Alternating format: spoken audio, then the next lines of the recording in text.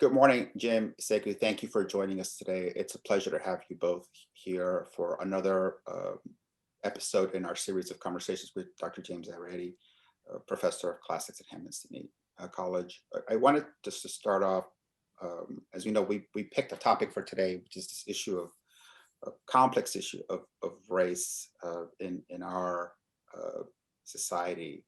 And maybe like a lot of the other conversations we've started with a question about essence, right? And kind of a basic meaning. Um, when you think about this concept of racism, right, that word, um, as you think about it, and I'll start with you, Jim, right? It's like you mentioned in the past, it's a relatively modern invention, right? This idea that people are somehow better or worse because of color. Um, what do you think is the essence of this concept? Well, I'm actually glad that you proposed the question using the word essence, because I don't think that racism is an essential thing. What I mean, it's not a primary thing. It falls into the genus, a broader genus of um, of bad thinking. And I don't use the word fallacious thinking, but I use the word bad thinking because there is as I've discussed with Sekou earlier, the mistakes in racism don't come from fallacious thinking, but from bad assumptions. Unless we use the word fallacious to mean anything wrong with thinking, and I would rather use it in its more precise meaning of logical fallacy, which are identifiable. There's no logical fallacy for false assumptions, for bad assumptions. And racism, as every other kind of prejudice against human beings for one reason or another, doesn't rely on fallacies, logical fallacies, but on starting with erroneous assumptions. Now, those assumptions that are erroneous might originally have started with logical fallacies, but then they became so ingrained that there was no thinking involved. They were accepted as first principles and as assumptions. So, your question was, what is racism? So what's the The essence? essence of it? Well, Yes. it is a species of making the false assumptions, and the false assumptions come from not looking at the underlying nature of human beings, which is the faculty of reason, which is the same in all human beings, except for those who, have a tumor or something like that. So long as they're identifiable as human beings, their essence lies in the faculty of reasoning. But all forms of racism or all forms of prejudice, and I'd rather use the word prejudice because racism is only one kind of it, but all forms of prejudice result from making an assumption that is based originally on a faulty generalization, on a hasty generalization. And then that hasty generalization becomes enshrined. And we see it not only in human beings, but also in animals. A dog, for example, might be be abused by somebody who smells of turpentine. And then whenever the dog smells another person with turpentine, it'll assume that that person is also going to beat him. That's a hasty generalization made by a dog. Human beings have the power to resist hasty generalizations and not universalizing from a single example. Anyway, all prejudice seems to me to result from that kind of false assumption that a person is who he is evil or stupid or immoral, not from some hasty generalization that became so ingrained into the world in which he lived that he took it as true. Sekou, maybe I'll pose the same question to you to kick things off. Yeah, I'll double click on what Jim said. Is it may have started as that hasty generalization, but then over time became ingrained in the thinking. And my view on how it came about more so in, as you said, it's a recent construct, is as you think about power, unfortunately, power sometimes exposes the worst of humanity.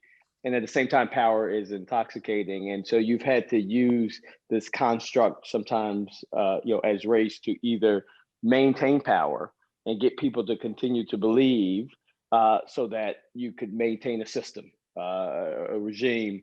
And so at some point, there's this, you no longer can differentiate the hasty generalization. People just come to accept things as truth because it becomes passed down with great frequency, and so people believe, and they don't know what they're believing anymore until you have those moments of reset where people can actually go back and contemplate, what is humanity, what is our essence, how are we alike versus different. And so I think, yeah, again, newer construct for sure, but then leveraged for a purpose to either justify, things that were happening in society, slavery, or to justify, why this group shouldn't have that because they are inferior. And then again, I think that's how it's come to be used over time, and that's what it's been its most dangerous application, because what it has resulted in is, even in our society, the wealthiest, one of the wealthiest, I would argue, societies in the history of the world, but with greater and greater, wealth disparity based on race, which is again newer situations. There's always been wealth disparity in societies, but here you could pinpoint, over time, given what law has done. Again, racism was legislated, and over time those impacts. And I'm happy to talk about that as we go along. It's interesting that I was preparing for the chat.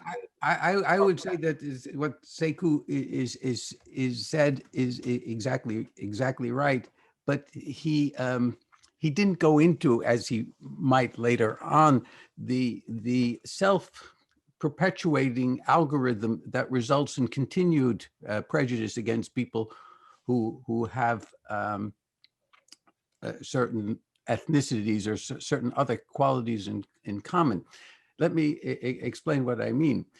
In the Middle Ages, there were huge estates in which only the nobility, the highest people, had access to all good foods. Most of the other people were serfs, and they ate only grain and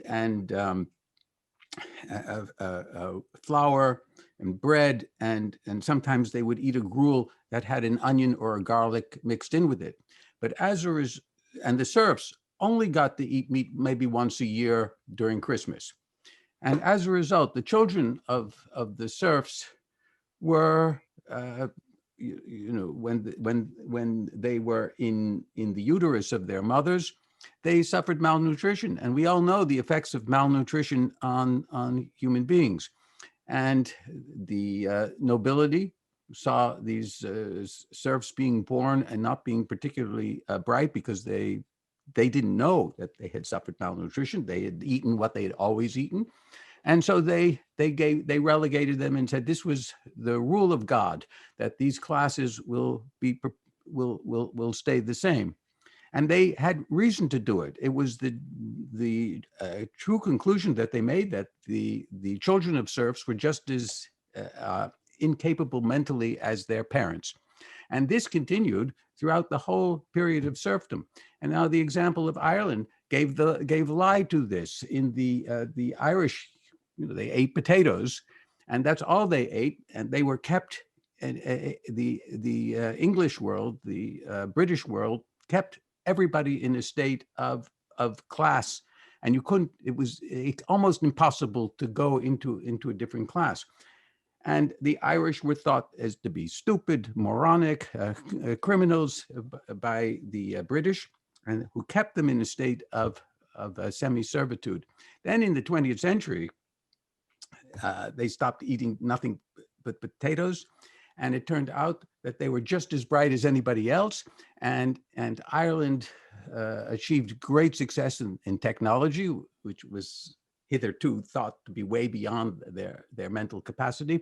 And it was all based on the reinforcement of a generalization. And this exact same thing happened here in this country, where it was easy for the Portuguese and other slave people to capture and kidnap Africans, bring them over here. They were submitted to slavery. And their children were slaves too, since slavery was inherited. And when the Civil War ended, and Reconstruction was aborted only after 10 years or so, the African people who had been slaves weren't educated, and so people assumed, you see, they're only good for doing this kind of menial labor, and so it was a self-reinforcing assumption, and it was completely erroneous. And the exact same assumption was made about women who had taken care of children for all those years. That's all they were good for. And it was only in the last couple of 100 years, especially with the women novelists, that assumption came to be challenged. And it all comes from the same cause. And I like that example. In the the other piece I would add, that even though it can become reinforced, you still need a little extra help from the power regime. So again, with the slavery example, it became against the law to teach a slave to read, or you keep people from opportunities. Women could not have opportunities. Or you think about you break down different cultures. Harvard limited all the Ivies the number of Jewish students that could attend. Right, so you still have to, and even when it's inconsistent with the evidence, that means people have to go even above and beyond to make sure that either your laws or your system can continue to support what is an irrational view. Jim, what do you think explains the persistence of the concept, though? If there's a structural reinforcement, as Sekou just mentioned, but there also seems to be some psychological. I think that it comes about because of the psychological effect of imprinting. People are taught by their parents how to treat others, and even if a parent doesn't say, "Look, that person, has slanted eyes, and so you have to be wary of him," the children, just as their pets, will pick up the fear on the part of their parents over people who are a little different. And the differences don't have to be because of the color. It could just come from the clothes that people are wearing. People who have beards or tattoos or disheveled hair in some way arouse fear in other people. And children will pick up that from being infants. We know that's been well studied by psychologists. And so these prejudices come about not because people are thinking about them, just because they're so ingrained. That's what's meant by systemic racism, but it's systemic hostility towards people who are different. And I think that ingrained piece becomes important because over time the brain becomes wired, and that's what psychologists have seen. And it happened. Well, I was able to see it firsthand in terms of this concept of unconscious bias. There was, I can't think of her name, the Harvard psychiatrist that coined the term, but I was speaking at an event sponsored by Procter & Gamble called Take on Race, and they had all these companies, and the psychiatrist came in. She put up a different screen, just faces, right? About 8 faces, but changed the facial features. And my mind saw color the more they changed the facial features. And she said, I can assure you that it's all the same backdrop. It's the same paper, but over time with those structural reinforcements, our minds could become then wired.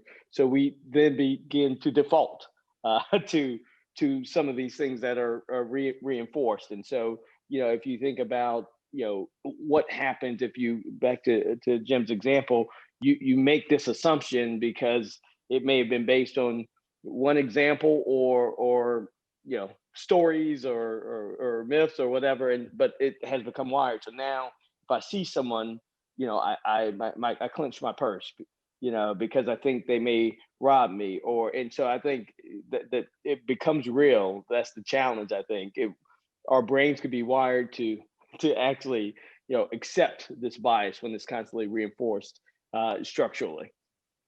And it's in everything. I think a topic that we should discuss is how you overcome it. Is there anything that the society can do to help break down these prejudices? And I think there are, and some of them have already started to take place in some form or another. I'll give, by having people who are outside of the stereotype in heroic situations in television shows and in movies, that is started. Though many stereotypes remain. You have somebody who is a computer nerd who wears big glasses. He could never be physically heroic, and that's a stereotype as well. And these stereotypes are all based on the same principle of a bad premise. But I remember when my children were very little, they watched the Smurfs. And the smart Smurf had big fat glasses on, Do you remember? Was he brainy? Yeah. I can't remember. Yeah. And already they were teaching,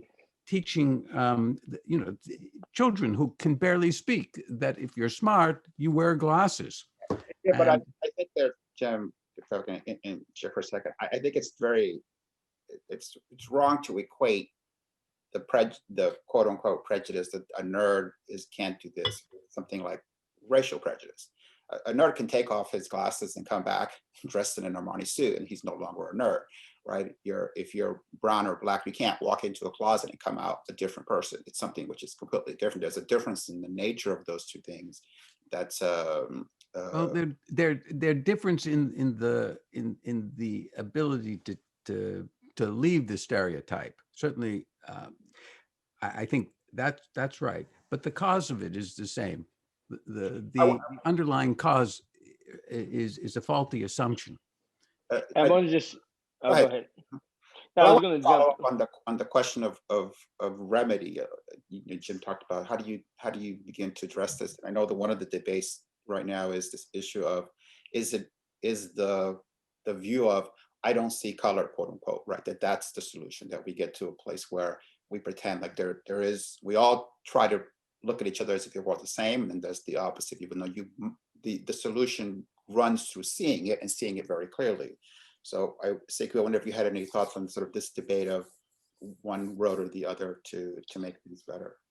Yeah, so I'd love to pivot the remedy, but I do want to give an example of a part of the remedy too. When these things are reinforced, the victim even can begin to believe. And so if you think about Brown versus Topeka Board of Education, it was a conglomeration of cases, but Dr. Alvin Poussant, which was African-American psychiatrist, he did this doll test, and he asked all these Black kids, and this was in the 50s, what is the prettier doll?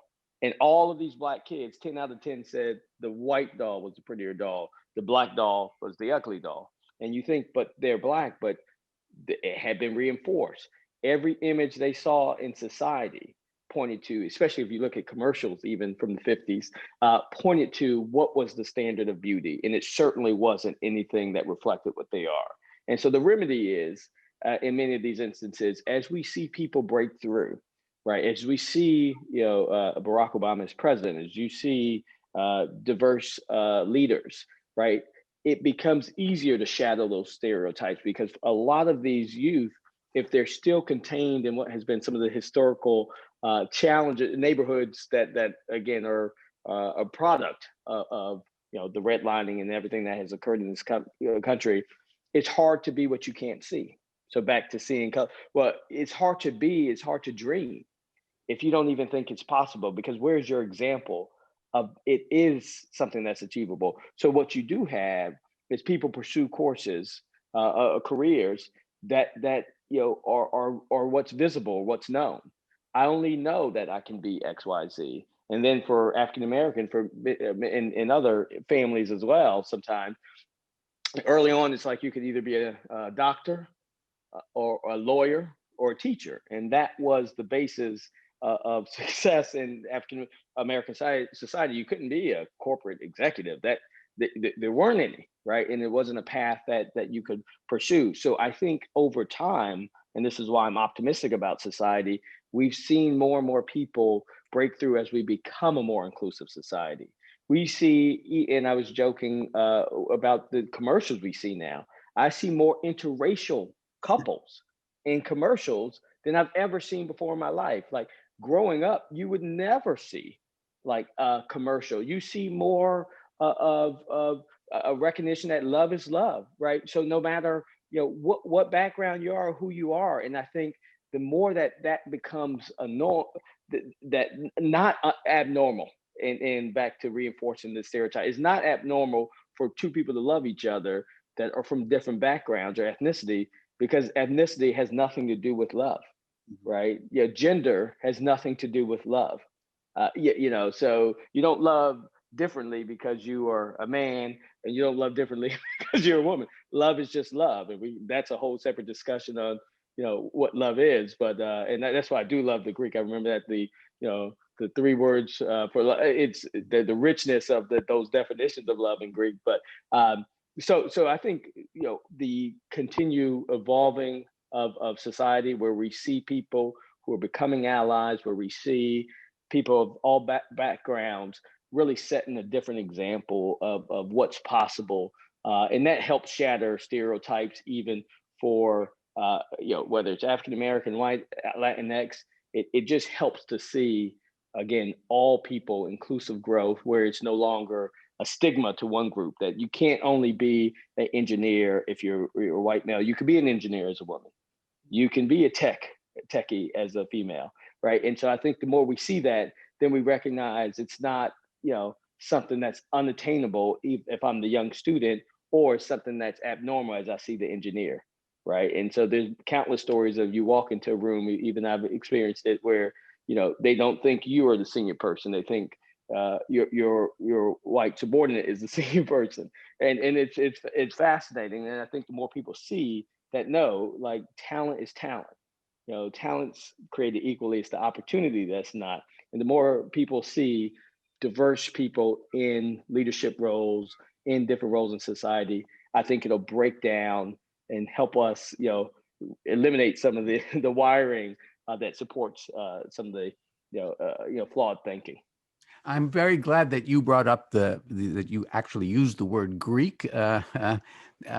Plato ends one of his great dialogues, the Gorgias, with the myth of the afterlife, and he has the judges. They get in trouble because they are so. A nobleman comes and they see his fancy clothes, and they think he must be much more virtuous than he actually was.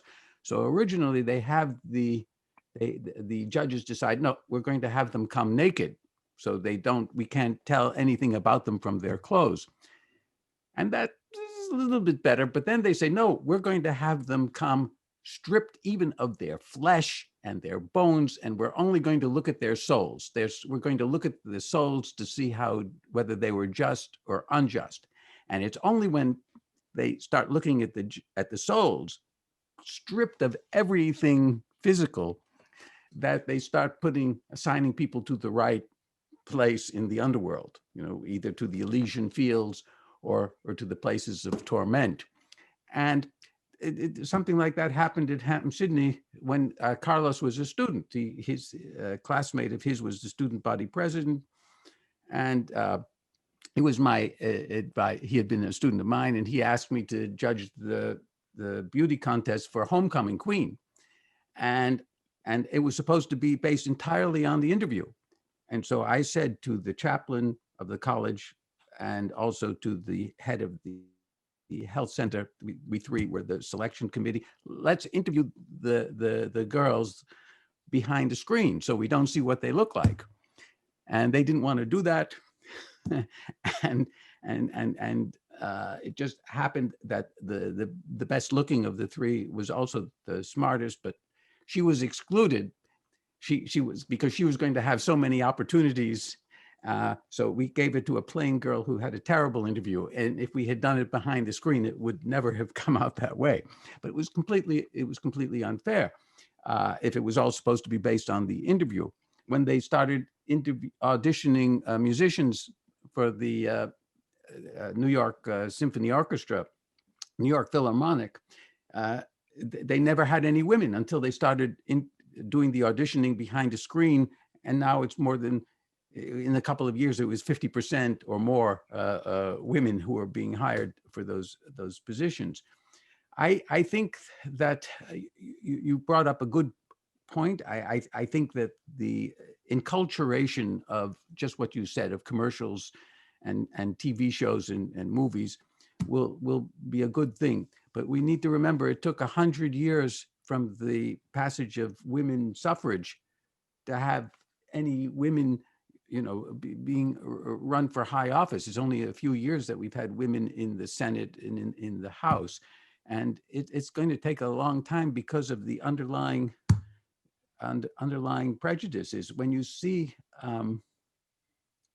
how hard it is to get people to overcome their prejudices, I think that the integration of schools, which was only partial, was a good thing, and desegregation was made in law, but it's still, the Supreme Court, when it took away voting rights, when they ruled that was unconstitutional, it was because it was no longer needed. I think that was what Justice Roberts wrote in his decision. It was crazy because it was obviously not. He made a misdiagnosis of the situation. It's continuing. It takes a long time to get rid of those assumptions that people hold. I will say. Oh, go ahead. I said Jim mentioned Plato, so maybe it's a good segue into this issue of you talk about reinforcement. There certainly is this point of view that Western culture, the quote unquote great books, are part of the problem, right? This position that's been presented, that it reinforces things that should not be reinforced. As a liberal arts undergraduate, what's your perspective on that, on this question of the Western canon, Western civilization as part of the problem? Do you accept that position? Was that to me? Yes. Oh yeah. Yeah. What I would say, that there's the value in the liberal arts education, if it's one that shows, or that gives people the opportunity to learn, to think by having exposure to again, a lot of great authors, etc., and writings. However, it's also the double-edged sword, because then it also depends on, like, what all you continuing to consume, especially in a more recent era, right? Because sometimes these things were reinforced. Some of the challenges that we talk about have been reinforced. It was writings and studies and research to to kind of support some of the challenges in society. But if I think you go back to the broader historical antiquity, a lot of the questions that were posited then, and I don't recall any of these questions more about like a race, because it's a newer construct. It may have been called out. You may have Homer in more of a descriptive, if they talk about the guys going to and fro to Ethiopia, and their black faces and tallest and most beautiful men on earth, but it was only descriptive. There wasn't a value assigned to it. That's right. So there is a recognition that and we know because of science now why, like, if you're sub-Saharan versus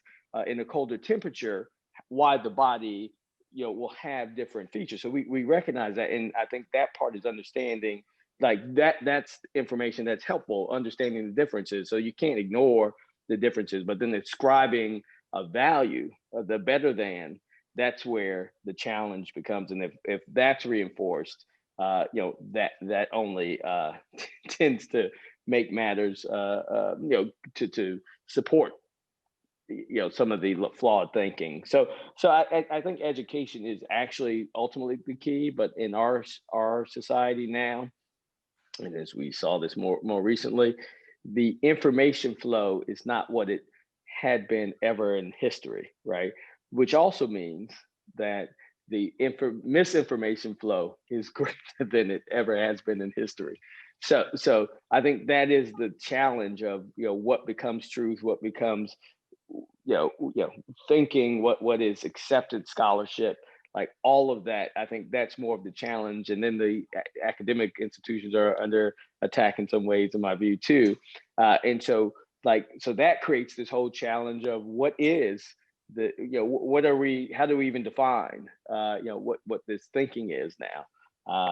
But to answer the question, I think it's still important, but I also think we have to have an inclusive lens of what has happened throughout the world, right? There was scholarship, there was philosophy, all throughout the world, and so I think that's the opportunity when if you take in, well, and that's why we should have world civilization, because then you understand the commonalities that have existed throughout history, that sometimes while we were, and whether it's philosophy or whether it's trying to fly an airplane, it happened around the same time in different countries, right, in different states even, right? So humanity, in humankind, again, because we're wired in similar ways, there aren't original there are original thoughts, but the variations, almost like you can't walk through the same river twice and then down, you can't walk through the same body of river one. That whole same thinking in my mind applied to humanity, that we're across the world, there have been examples of great society, civilization, virtue, etc. And so you have to have it all. You can't just be slanted on one region, one way of thinking, because that can reinforce. But if you expose to all, I think that's part of the solution. Yeah, I think that's true. And one of the things that we'll learn when we look at all the cultures of the world is that some of the exact same prejudices are manifested virtually everywhere, like the idea that women are only good to take care of children, and that's their place, and that they're not capable of high level of thinking. That is a universal.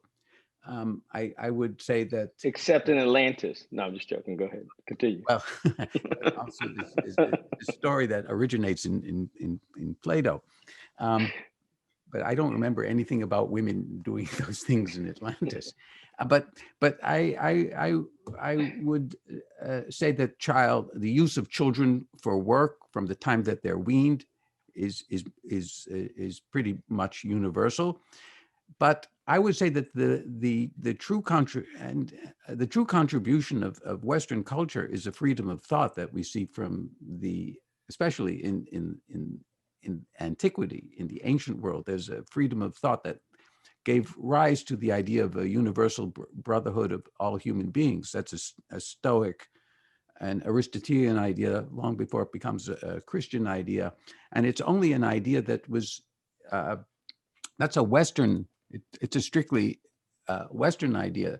That there's, in many languages, there's no word for freedom, but there is a word for freedom in the Greek and in Roman languages. If you were in Persia, you didn't know anything except an autocrat for millennia, and there was no word for human freedom, or no concept of the consent of the governed, which gives authority to the ruler. Those are Western ideas. It was an African-American professor at Howard University, Frank Snowden, a classics professor, who wrote books on ethnic issues. And he's the one who said that there was really no color prejudice, no ethnic prejudice based on color in antiquity. That kind of thing of treating it arose in the Middle Ages with the kidnapping of Africans to be used as slaves. It was not known. What you said about, I'm so glad you remember your Herodotus and the most beautiful of human beings being the Ethiopians, and that they picked the tallest one as their king. Yeah, that you're a good student at Hampden-Sydney, and what makes you really good is that you graduated in 1997. You still retain all those memories. Yeah, so I think that at Hampden-Sydney, your alma mater, they just eliminated, really, the humanities course that you took was watered down at the beginning of this millennium to a Western culture course. So, but the good part was that everybody had to take 3 semesters of it. A few years ago, it was reduced to 2 courses, and a new program, Global Studies, was introduced. So students had to take 2 semesters of Western culture and 1 semester of global studies. And then last year, they decided, well, we'll let them choose whether they take 2 semesters of Western culture and 1 semester of global studies, or 2 semesters of global studies and 1 semester of Western culture. And that was overwhelmingly passed by the faculty, even though I was a principal opponent of that. And in the end, I suggested something along the lines that you proposed, that that global studies were important, but why don't we make a focus of our curriculum at Hampden-Sydney 2 semesters of Western culture and 2 semesters of global cultures, because students today come not knowing anything about the West, but they also don't know, as they never did, anything about the rest of the world either. Yeah. And that would give some distinctiveness to our curriculum. So I had a substitute motion for that, but it was defeated. And it caused some controversy because the trustees, which normally rubber stamp curricular changes voted on by the faculty, refused for the first time in the 250 years of Hampden-Sydney to rubber stamp the diminution of the Western culture to only 1 required semester. And the fact is they knew as well as everybody else that the global studies, as it is, though not as it has to be, is much easier course. And so, water flows downhill. Jim, do you think there's no basis at all to this critique of Western culture? Western culture by people who believe that it has been a part of the problem. For example, an argument you'll hear is, look, the founding fathers were all students of classics. They created this fantastically racist structure in the United States. Doesn't it bear some responsibility for that? Does Western culture? Well, no. Intellectual foundation for the choices that were made. Well, I think that would be again, a hasty generalization. That Western culture has been taught badly, and that they didn't concentrate on Stoicism, and the founding fathers themselves, who were slave owners, who valued their own wealth rather than what they knew was right. They were defective human beings. A few of them, when they realized that slavery was an abomination, they liberated their slaves. But most of them, even some of the most famous of them, were defective human beings. And we shouldn't blame the culture or Plato or Aristotle and the Stoics for the defects of individuals. We don't want to make the same mistake of hasty generalization, because something is done by people, even despite their good education, that we should throw out the great works that actually gave the idea of freedom and the universal brotherhood of humankind and made the distinction between accidents and essences. It would be a big mistake to do that. And Plato's dialogues are replete with people who talk to Socrates who do not learn, or who accept the conclusions only while they're in the presence of Socrates. And when they when they depart from Socrates as present, they become among the most villainous. And one of them is Critias, Plato's uncle, and Alcibiades, whom everybody has heard of, who betrays Athens. He was one of those who was closest to Socrates. But you can't blame Socrates because of the defective students that he had, and that goes for our founding fathers. They knew better, and they're more to be blamed, but to be blamed as individuals, not to blame them because of the culture that they came from. Don't forget, Dante's hell is congested with Westerners, and rightly so. One thing I find like fascinating is if you think about it's the humanity piece. Like, so if you think about Spain, for instance, pre-Inquisition, the Moors, Jewish, Christian, like coexisted. You look at the cities, you can see, how, whether it's Segovia, whether it's all these places, you had temples, you had old mosques, and it wasn't until the Inquisition that then all of a sudden, like there was this warring of societies that actually, existed harmoniously and integrated. And so and so people know better. It's fascinating. They can have examples of even when it's working. But sometimes I don't know what happens that we descend to, whatever, you pick the flavor, whether it's religion, whether it's race, whether it's this or that, and it's probably sometimes by some fear, or we've seen, jobs, I'm losing my jobs, immigrants again. There's always something attached to it that then enables us to that resurgence of all of these bad bad vices, I guess, as it relates to humanity. So part of seeing all human beings as part of a universal brotherhood is treating them all as members of the same community or family, and not thinking that only what's good for me is important, or what's good for me and my family counts more than anything else. I think that's a mistaken idea, and it is one deeply ingrained. You hear people saying, "Oh, family comes first," but family shouldn't come before the human race, before your community.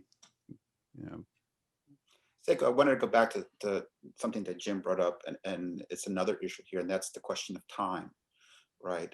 Certainly, again, part of the discussion today is the sense of just how long do you want me to wait, right?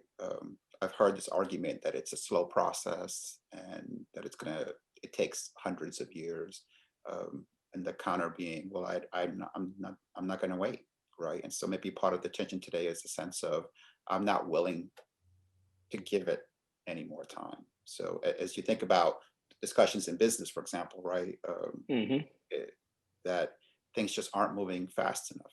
So any perspective on this concept of it takes time versus I want to see it in my lifetime, not like the lifetime of my grandchildren. Yeah, so I think it's an interesting one because it depends on where you are in the cycle. Certainly, it takes time, but time could also be used as an excuse to not move forward with progress. But what I will say, though, I think what's different about where we are at this point in our country, if you go back to some of the social unrest with George Floyd, if you looked at the statistics, right, you realize that too much time has elapsed and now concrete action is needed. So if I talk about housing again, fair housing, government policy, dictated that Blacks could not get loans, right? So that was government policy. You had to be here. So even when fair housing was passed in 1968, fair housing laws, if you look today, the Black home ownership rate is lower in 2020 than it was when housing discrimination was legal.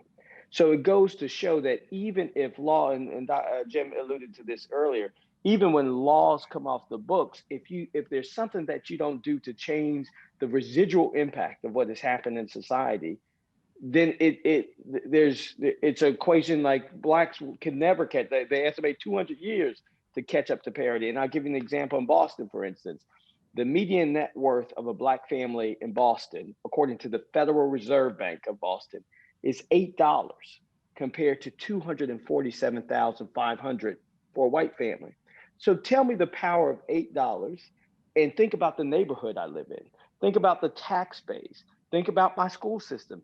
It's constantly reinforced. And so that's why I think corporations now recognize, not to say they didn't recognize the urgency. I was fortunate to launch an effort called Advancing Black Pathways at JP Morgan Chase, where we really focused on education, career, and wealth creation, because there was this recognition that corporations have a responsibility for the communities they serve. And so back to your notion of time, we can't do the same things and expect different results. That's what Freud, like Albert Einstein, rather. It's lunacy to do that. And so we haven't been willing to, have change, create efforts. And what we've seen is when we've seen people break through, it's because there were programs or efforts that really opened the doors, and that's been the challenge. So I think now, as you talk to, if you see what corporations are committing to, we're in a moment where the patience has worn out. There's no more patience for waiting, to your point. 50 more years. Another stat was by 2053, the median net worth of Blacks would be zero in this country if we kept on the same path. And that was before the pandemic. And if you look at the pandemic, 25% of Black businesses almost have been closed or may not reopen. So there actually will be a setback as a result of the pandemic, social unrest, and where we were as a society. So I think, the patience, there's not the patience. I think we have to take, steps to really correct. So just as they had to with, desegregation, just as they had to with everything, you still had to changing it, because there were still some places in the South where, they had to send federal troops. So just because you change it doesn't mean it equally opens up, opportunity for all. But I am optimistic, though, because as you looked at this summer, last summer rather, the marches against the social racial injustice, they were incredibly diverse. There were marches in places where there was barely any African-American population. So I think that this generation, as I think about my own kids, a teenager even, our hangups as teenagers are like not even a point, interracial dating, same-sex couples. Like if so-and-so has two moms or dads, like my kids have said, like not even calling it out. It's just, it is what it is. They have two dads or they have two moms. And that's fascinating because that's not the era I grew up in. I remember at Hampden-Sydney even, there was one person that was lasted 2 weeks, because basically he was so ostracized because he was gay. And then you fast forward Hampden-Sydney now, it's probably still an issue, but probably less of an issue, right? And so I think where we are as a generation, I think people have seen everything that's transpired, and they're naturally, returning to the humanity aspect that Jim talked about. We're wanting wanting inclusiveness, wanting, fairness, wanting all of this stuff. And I think that generation puts pressure on companies. You can't attract talent to a company now that if they don't know what you're doing around economic, environment, et cetera. And so the force is there because of this generation, I believe, the Z, some of the millennials as well. I think that's going to help accelerate the progress that we're going to make in the shorter term. Yeah, I think I would like to echo a point that you brought up very early in this conversation, Sekou, about power and how power wants to maintain the status quo. And that has always been the case. In the Middle Ages, when serfs were going to be the same and they were treated unjustly and savagely, the people in power who wanted to maintain the status quo said, you might be suffering here in this world, but you're going to get your reward in heaven, and that will be forever. So just be patient. Be patient in this world. Do everything that we tell you, and you'll get your reward in heaven. I remember when Eisenhower, I'm old enough to remember Eisenhower. He was the president for 8 years of my youth. And the civil rights movement was starting to accelerate. And he said, "Oh, yeah, I'm in favor of civil rights, but it's going to take forever. It's going to we just can't rush it because it'll cause more harm than good if we rush it." And he was a person in power. He was talking about other people, the people who are being oppressed, who are being treated unjustly, being patient. It's easy to ask for patience on somebody else, but if we realize that really we can make a heaven or a hell of earth and not wait for the afterlife to achieve the justice, but we have more social activism and want people to change now, that'll help a lot. And I think that was right. We have to realize that the people in power have always wanted to maintain the status quo because they're the ones in power. But it's not just, and people should care about justice and reason before they care about their own power and position. And the only thing I'll add, just to add, Carlos, the reason you have to take concrete action is because of the structural racism and systemic inequality. Even in the pandemic and with government response and stimulus, what we saw is that because of this structural and systemic issues, even the stimulus overwhelmingly did not reach audiences, and Black and brown businesses were incredibly left out. But some of that was from the historical challenges in banking. And so that's why, even from a solution perspective, we have to be pretty broad in our thinking to recognize the historical, like why. I think it's too often that it's back to the surf example. It's a priori versus a posteriori. Like people will look and say, oh, they're not smart because look at them, versus recognizing there may be causes that in this case, the malnutrition that are impacting that, but we don't want to deal with the malnutrition. So if you still deal with the effects, you're still facing the challenges. So you have to at least control for that. So and understand what solutions you need to take then, that also simultaneously prepare for the future, but address what the causes were of some of the ills and challenges we face. So, Jim, we're almost out of time, so I want to end on a final question about this struggle, right? We saw the arrival of President Obama, and then we saw the arrival of President Trump in many ways as a reaction, right, to President Obama. And of course, the horrible events of the last week show a country, at least part of it, right, undergoing this debate would be a polite term, right?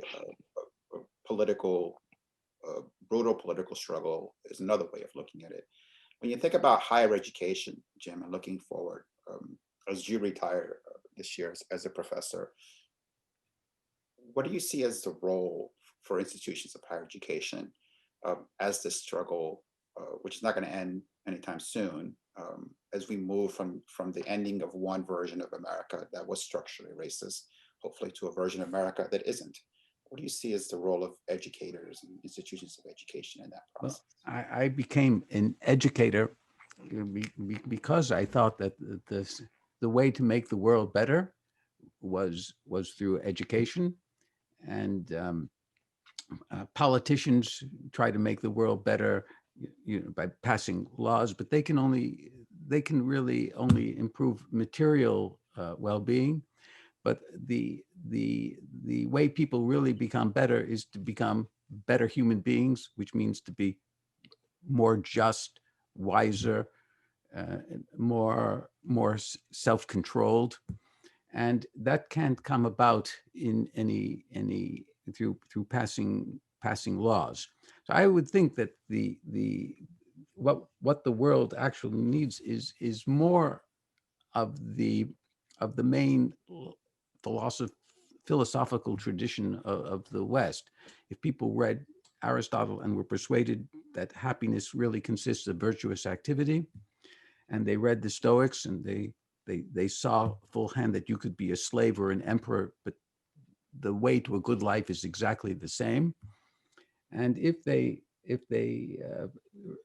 studied those particular authors that the founders of Hampden-Sydney had in mind when they established the college, they weren't politicians, but they saw liberal arts as the way to prepare a country for freedom. I think that's the solution that I would recommend, and that's the life I've chosen for all these years. I wanted to be at a liberal arts college that, and that was, the arc of my career. I was teaching. My first job after I taught just a couple of years at Stanford, where I got my degree, was at Penn State. I had a tenure track position at this big university, but then I was offered an opportunity to go to a small college in Iowa, Cornell College, and help establish a program in Western humanism. And I left Penn State, and despite warnings that if you went to a liberal arts college, it was the end of your end of a career. And then I came to Hampden-Sydney, which was a liberal arts college in the rural South. And I am a guy from Manhattan Island. It was a big change, but I did it because I was so committed to liberal education. And I think that's the way to make the world better. Sekou, a final moment for you. We've recorded these conversations, as I mentioned, to commemorate Jim's no longer being a full-time professor. So any thoughts or memories of your time with Jim as a student and the impact that he had at your time at the college had on you? It's fitting that you asked that question, and after his response of why he made those intentional decisions to make impact, and I would say I'm a result of those intentional decisions he made. His willingness to lean in, to see my potential, to want to help me further my career, right? That's in part why I have been able to achieve what I have in a corporate setting, but also retain the recognition of what's important. And so there are several key moments where he's helped me, whether it was around recommendations for programs or talking to me, through a couple of different things. So I'd say I'm replete with memories of the role that Jim has played in my life, and the contribution he made to put me on the pathway to achieve what I've been able to do thus far. So I'm deeply, deeply grateful, Jim, to you, Barbara, your family. You've treated me like family, even many, many years ago. And so I'm delighted to be able to participate, and just thank you for the contributions you've made to humankind by your willingness to invest in others, pursue truth and virtue, and really encourage everyone that they can achieve what it is that they set their minds to. So thank you. Well, thank you. A fine note to end. Thank you, Sekou. Thank you, Jim, for your time this morning. I appreciate it very much.